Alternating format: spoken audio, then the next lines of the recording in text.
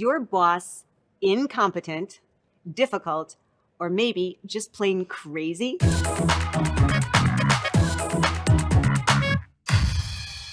Everywhere our coaching takes us, we hear people moaning about their bosses. What is it about bosses? Do they become monsters when they start managing others? Probably not. But the fact is, studies show that the number one reason people quit their jobs is something directly related to, you guessed it, their boss. It stands to reason then that people often stay at their jobs because they love their boss. Now we can hear some of you protesting, but Ora, but William, you haven't met my boss yet. True. You may think your boss is incompetent or impossible to work for. Well, the two of us meet a lot of bosses, and here's what we know is true about all of them. They shoulder a big workload, and they're often under a lot of pressure. If you're willing to kick in some empathy and manage the relationship with your boss, you can turn your boss into an advocate. Your word for today is appreciated. In this blast, you'll learn the 2 critical things you must do to turn your boss into your biggest advocate. First, do your boss's job. Yep, you heard me right. And second, make your boss look good. With these steps, you're going to transform your boss into your personal cheerleader who will advocate for you when it comes time for promotion. Now, if you haven't already completed the Launchpad assessment, pause this blast now and do so. It only takes a minute. Okay, let's blast off. Before we jump into exactly how you're supposed to do your boss's job, it's important that you really get your boss. Take a moment now to fill in the answers on your blast sheet. If you don't know some of the answers, make it a point to find the answers through either observation or conversation. Now that you've diagnosed your boss, you'll have a better idea of how to treat him or her. Do your boss's job. You may have been advised to frequently ask your boss, how can I be helpful? Forget about it. That's a great question, but it simply doesn't work with a boss who's too busy running around without a spare second to stop, think, and answer, right? Don't ask about being helpful, just be helpful. Now, to be helpful, do your boss's job. Take things off your boss's plate. Relieve some of that pressure. Schedule meetings. To build a great relationship with your boss, you'll need FaceTime. Take responsibility for getting on your boss's calendar on a regular basis and set a time. Set meeting agendas. Come prepared with 1, 2, or 3 agenda items. Make sure that these are significant subjects that your boss cares about. Set expectations. When you have no clue what your boss wants and your boss wants it, you're setting yourself up for conflict. And a manager who's in conflict with you will not be in the mood to be your advocate. To avoid conflict, don't wait for your boss to communicate. Remember, your job is to do your boss's job. For every project, ask your boss, what will success look like from your viewpoint? What's the time frame, the milestones, the deadline? What decisions can I make and which should I bring to you? When should I check in with you again? Solve problems. It's important to be a winner, not a whiner. Everybody has problems, but the difference between professionals who are stuck and professionals who get promoted is how they talk about problems. First, save your boss time by working your hardest to figure things out before you go running to him or her. Be resourceful, research it, or ask a colleague. Having said that, it's okay to have challenges and seek help from your senior manager. The twist is, if you want to keep advancing professionally, never bring up a challenge or articulate a problem without having at least one potential solution. And we have a magical formula to help you do just that. It's called the Cqa Formula. It's magical because it makes you look smart even when you're fishing for the answer. C is for challenge. Share the challenge or problem you're facing without making it sound like the world is coming to an end. Q is for question. Concisely state the fundamental question that arises out of the challenge. A is for answer. State your proposal or alternative solutions, even if you're actually asking for helpful input. Here's a simple example. Let's say you're in charge of the seating arrangements for a sold-out sales meeting. You have a problem, and your boss needs to know about it. There's a lack of chairs. Now you can frantically run around and scream, "What a disaster! We don't have enough chairs! What am I supposed to do?" Or you can keep your eye on making your boss your biggest advocate and use the Cqa formula. C, we don't at the moment have enough chairs. Q, I'm figuring out the quickest way to get a sufficient number of chairs without going over the conference budget. A, I'm thinking of asking the accounting group if we can borrow their extra chairs for the day or calling facilities management to see if there are enough extras in storage. Deliver feedback. Yes, You really can deliver feedback to your boss. And yes, we know it's really your boss's job to deliver feedback. But your boss might be overwhelmed with the task of delivering feedback to so many direct reports. So help your boss out. Let your boss know where you are feeling strong and where you're feeling you need some support. In addition to doing your boss's job, there's one more thing you need to do to turn your boss into your biggest advocate. You must make your boss look good. It's turbocharger tip time. To make your boss look good and win their favor, first, avoid bad-mouthing your boss. Now, we know you're smart enough not to say nasty things about your boss loudly in public, but we want to remind you that subtle things are also noticed. Bad-mouthing includes eyeball rolling at meetings. Bad-mouthing includes creating a negative culture where it's okay for others to come gripe about your boss to you. If you want to turn your boss into your champion, put the stopper on the jumper. Next, to make your boss look good, thank your boss privately. We challenge you to find something nice or good or helpful about your boss. We know you can find something real and authentic. Once you notice it, tell your boss about what you observed. Describe, let's say, how articulate they were in that meeting, how they maybe won the client over so persuasively, how quickly they turned around that problem, and how you learned from it. Finally, to make your boss look good, praise your boss publicly. Be your boss's ambassador. Let others know the authentically good things about your boss. The light you shine on your boss will naturally just cascade down onto you. So you've got this. To turn your boss into your biggest advocate, you're going to do your boss's job and make your boss look good. Right now, while it's top of mind on your blast sheet, make a commitment to an action that will turn your boss into your cheerleader. As soon as you take action, you hit the gas pedal on getting promoted faster.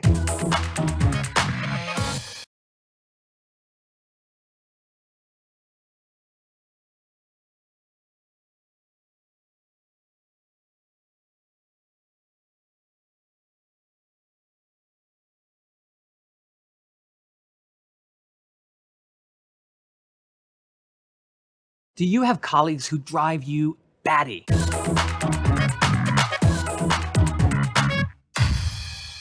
Now, Or and I are sure you have some lovely colleagues who've become like friends.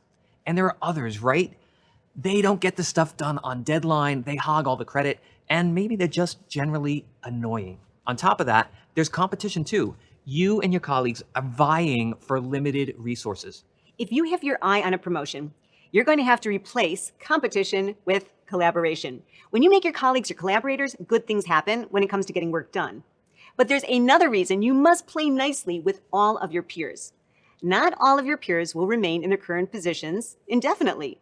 We guarantee you that one or more of your peers will end up as a direct report, as your boss, or on a promotion committee evaluating you. If you don't start turning your colleagues into fans today, one of them might ignore you, or worse yet, even blackball you someday.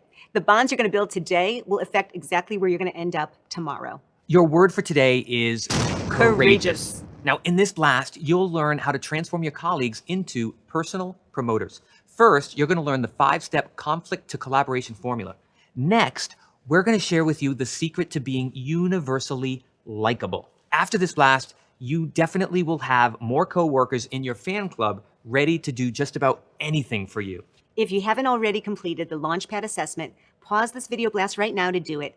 Let's blast off. Your first step to getting more fans in your fan club is to manage conflict with your colleagues. Conflict in the workplace is always present. Each of us has different values, views, and styles, so there's bound to be conflict when we work together. A successful leader works to resolve or alleviate the conflict without getting ugly or antagonistic, and while building productive relationships. When you and a colleague have very different views and conflict is brewing, kick in this 5-step formula to melt the conflict and move you and your colleague toward collaboration. Step number 1 is listen. Listen to your colleague's opinion first.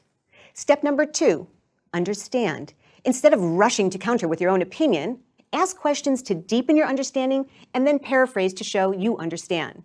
Let's move to step number 3. Nope, it's still not time for you to offer your opinion. Step number 3, bridge. Bridge to your opinion.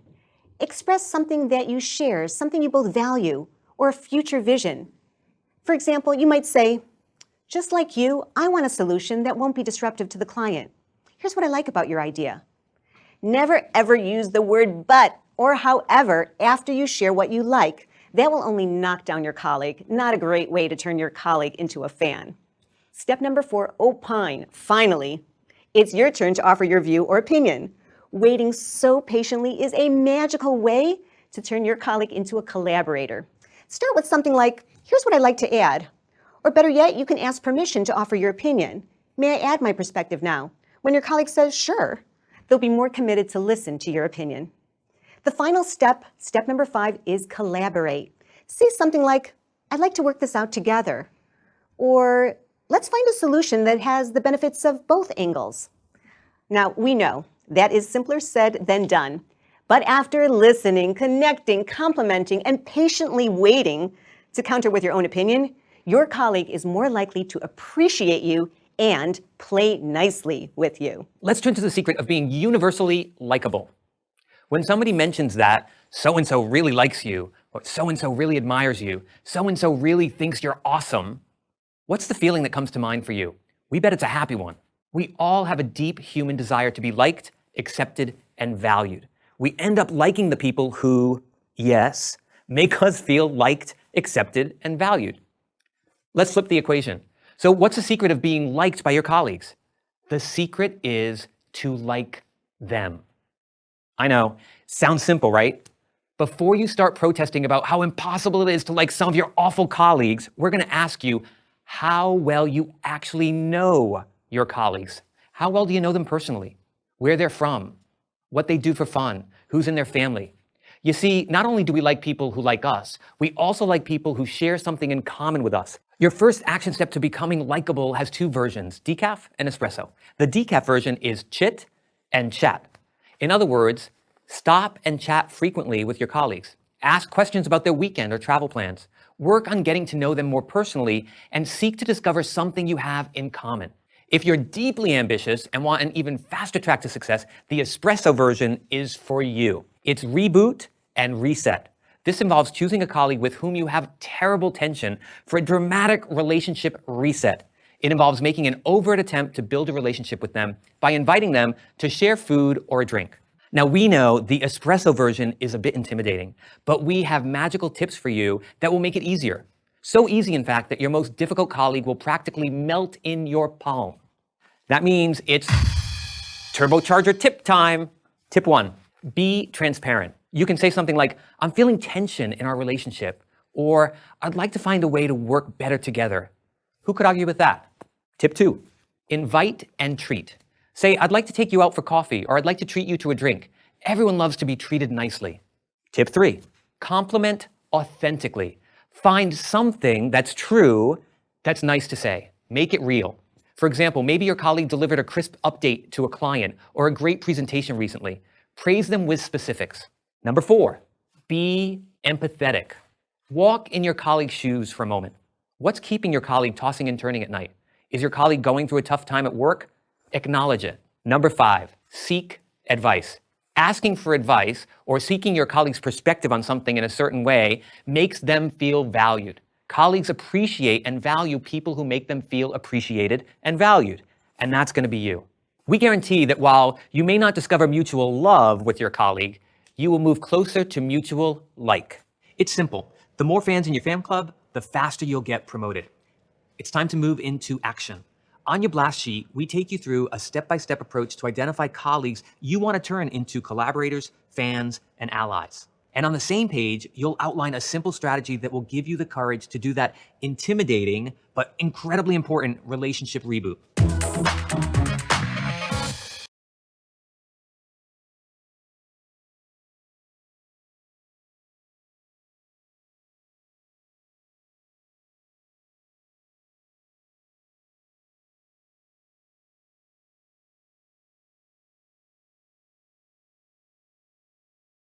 Do you dread networking?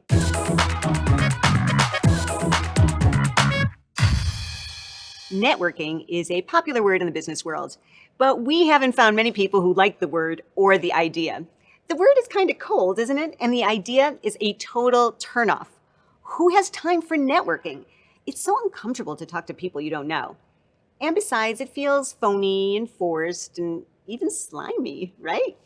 We see you agree. But strategic networking is exactly what you need to get noticed and to open up opportunities so you can get promoted. Now, we're going to take the mystery and dread out of strategic networking for you right now.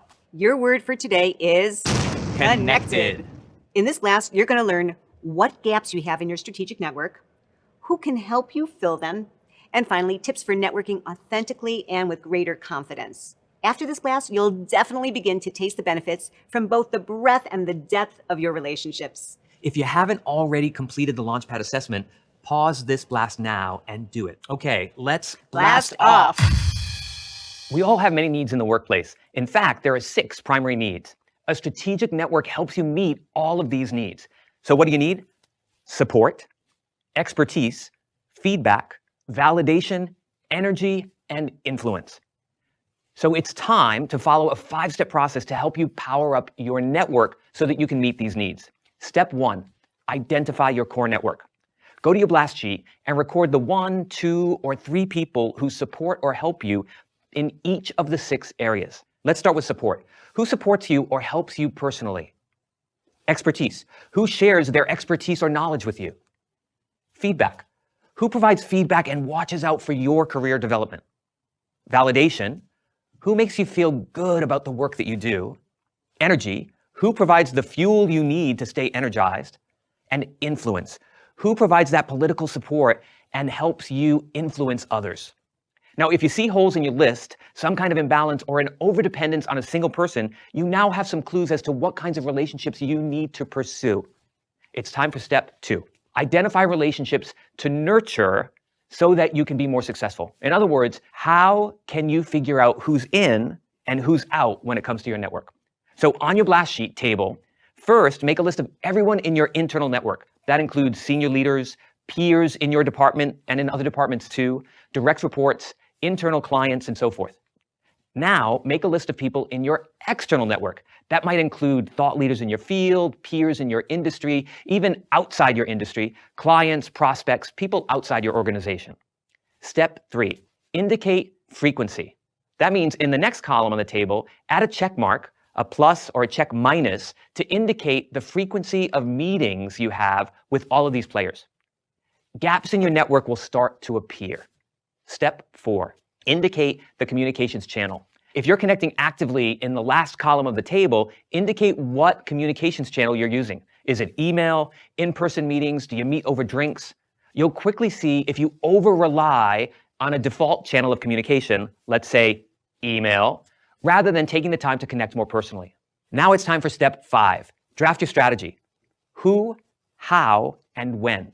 Make a short list of about 3 people who meet one of your 6 needs that you want to connect with. Add what channel you're going to use to communicate with them, and stretch a bit here, right? Give yourself an opportunity to move away from email. Maybe you'll meet for drinks or coffee or even out of the office. Finally, go to your calendar and start to schedule the outreach. If you don't put this on your do list, it's not going to happen. So that's your networking strategy. Strategy is good, but if you don't find a way to authentically and comfortably nurture these relationships, it's all useless. It's turbocharger tip time. We'll divide today's tips into 2 categories: networking with the people you know and networking with the people you don't know at all. Networking with people you know first. Be generous. It's easy to nurture your network if you're consistently generous. When you're always generous, your colleagues will welcome more and deeper connection. There are 4 ways you can be generous: with time, with words, help, and gifts. Time. Spend time with people and not just at your desk. Do something enjoyable together. It doesn't have to take hours. It could be 15 minutes. It all counts. Words. When you see something nice, say something nice. Praise and thank others both privately and publicly. Help. Think about what your contact needs to be more successful. You can offer information or updates. You can take on extra tasks to be helpful to them. You can coach, mentor, and advise them. Gifts. Remember those special days like birthdays, babies, promotions, and holidays. Make someone's day with a card or a cupcake. Be thoughtful. Before meeting, spend some time thinking about what's important, interesting, or even stressful to your audience at this very moment. Come ready to listen, to probe, to paraphrase, and to empathize. Add a third. To make networking more efficient, cut down on those one-on-one meetings and add a third, well-chosen player to each of your meetings. Your connections will absolutely love meeting each other. 2's company and 3's a party. Let's move to networking with the people you don't know at all. First, get out there. You need fresh air to get your creative juices flowing. Commit to going to those company and industry conferences and events. Now you decide how often, but just get them on your calendar. Be curious. You don't have to get all worked up about what you're going to say when you meet these new people, if you have the secret weapon. Your secret weapon is questions. Simply ask a lot of them. Ask a lot of questions. Get them curious. Use that to introduce yourself and get your audience curious about you. Now you have a networking strategy that is defined and efficient. More than that, it's doable. You also have a way to approach networking with less dread. Now you have the tools to show up with authenticity and confidence. Your success is directly proportional to the depth and the breadth of your relationships. The more relationships you nurture, the bigger your fan club. And the bigger your fan club, the richer you feel and become.